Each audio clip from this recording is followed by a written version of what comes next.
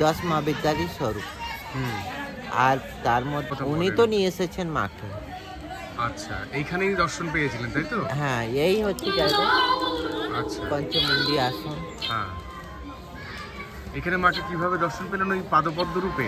হ্যাঁ, ওই পাদপদ্ম হচ্ছে মায়ের চরণ, আর ওইটাই হচ্ছে বামদেব বাবার বৈশিষ্ট্য মুনি বাবার পঞ্চমুণ্ডী আসন। তারাপীঠ মহাশ্মশানের বেদিতে এক ভৈরবী মায়ের দর্শন পেলাম, যিনি নিজেকে ভগবতী মা হিসেবে পরিচয় দেন। তিনি ছোটবেলা থেকেই বিভিন্ন শক্তিপীঠে সাধনা করে এখন অবস্থান করছেন তারাপীঠ মহাশ্মশানে। আমিও কৌতূহলবশত ভগবতী ভৈরবী মায়ের কাছ থেকে কিছু বিষয় জানার চেষ্টা করলাম। একবার মন দিয়ে শুনুন তিনি কি বলছেন। আচ্ছা, আপনি তারাপীঠ মহাশ্মশানে কতদিন আছেন? আমার তো এখন 3-4 বছর হতে যাচ্ছে। আগে ছিলেন কোথায়? মানে সাধনা করতেন কি এখানেই না অন্য কোথাও? আমি হচ্ছে আমার বলার কোনো নেই কি সাধনা করছি, মানে ছোটবেলা থেকেই আমার একটা মায়ের প্রতি টান আছে। আচ্ছা, হ্যাঁ, তারপরে তো কামাখ্যা যাই, কাশি যাই। এখন এখানে আমাকে মা টেনে রেখে দিচ্ছে, এখানেই আছি, এখানেই জব করছি। এখানেই থাকেন আপনি তাই তো? এই ভৈরব ভৈরবী এই বিষয়টা একটুখানি যদি বলেন আমাকে। ভৈরবী মা হচ্ছে কি বলবো, ভৈরবী মা হচ্ছে 10 মহাবিদ্যালয় স্বরূপ।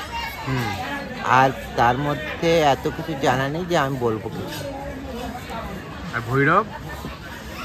যেখানে ভৈরবী মা থাকবে সেখানে ভৈরব বাবা থাকবে, যেখানে কালী থাকবে সেখানে মহাকাল থাকবে।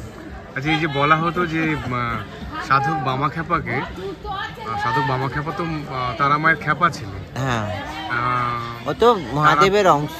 হ্যাঁ, তারাপীঠের চলন্ত ভৈরব বলা হতো তাকে, হ্যাঁ, তাই না? তার সম্পর্কে যদি 2-4 কথা উনি বলেন। তো নিয়ে এসেছেন মাকে। আচ্ছা, এইখানেই দর্শন পেয়েছিলেন তাই তো? হ্যাঁ, এই হচ্ছে জায়গা। আচ্ছা, পঞ্চমুণ্ডী আসন। হ্যাঁ। এখানে মাকে কিভাবে দর্শন পেলেন? ওই পাদপদ্ম রূপে? হ্যাঁ, ওই পাদপদ্ম হচ্ছে মায়ের চরণ, আর ওইটাই হচ্ছে বামদেব বাবার বৈশিষ্ট্য মুনি বাবার পঞ্চমুণ্ডী আসন। আচ্ছা, আচ্ছা। আপনি এখান থেকে অন্য কোথাও তো আবার অন্য কোনো জায়গাতে তীর্থ করতে চান? আমি যখন মা ছাড়ে তখন যাই, মায়ের উপর বিশ্বাস।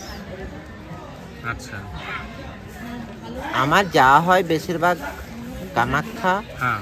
কাশী বিশ্বনাথ, কামাখ্যা। হ্যাঁ, আর এই তারা মায়ের মন্দির। এই তারাপীঠ শ্মশান তো জাগ্রত মহাশ্মশান, হ্যাঁ, এইটা তো তাই না? মহাশ্মশান। এই যে জাগ্রত মহাশ্মশান, এই জাগ্রত মহাশ্মশানের সম্পর্কে যদি 2-4 কথা বলেন। মানে আপনার তো একটা অনুভূতি আছে, আপনি তো এখানে থাকতেন বা থাকেন। আমি এখানে থাকি, কিন্তু মহাশ্মশান তো মহাশ্মশান।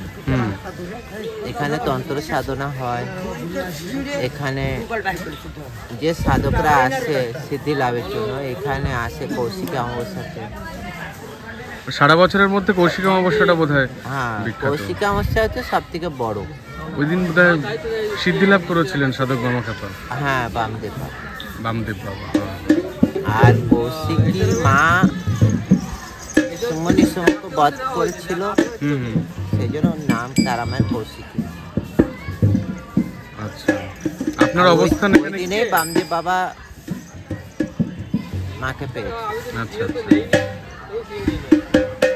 আর কিছু বলতে চান তারাপীঠ সম্পর্কে?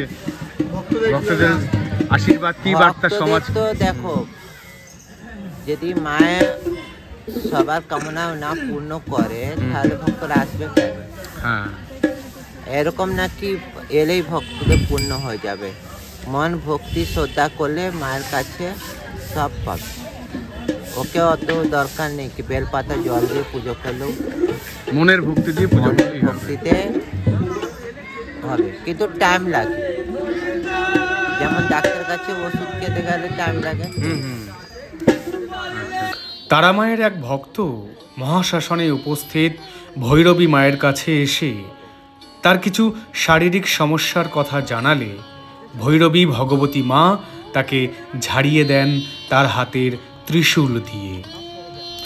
এই ব্যক্তিকে পরে আমি প্রশ্ন করলে তিনি জানান যে সত্যি আমার শরীরটা একটু হালকা হয়ে গেল, আমি হাঁটু মুড়ে ঠিকভাবে বসতে পারছিলাম না। আমরা অনেক কথা জানার চেষ্টা করেছি, অনেক উত্তরও পেয়েছি। শেষে ভৈরবী ভগবতী মায়ের কাছ থেকে আশীর্বাদ নিয়ে আমরা মূল মন্দিরের দিকে রওনা দিলাম। জয় জগজ্জননী তারামায়ের জয়, জয় গুরু বামদেব। ভিডিওটি ভালো লাগলে বঙ্গে তস্মৈ চ্যানেলকে সাবস্ক্রাইব করে পাশে থাকবেন।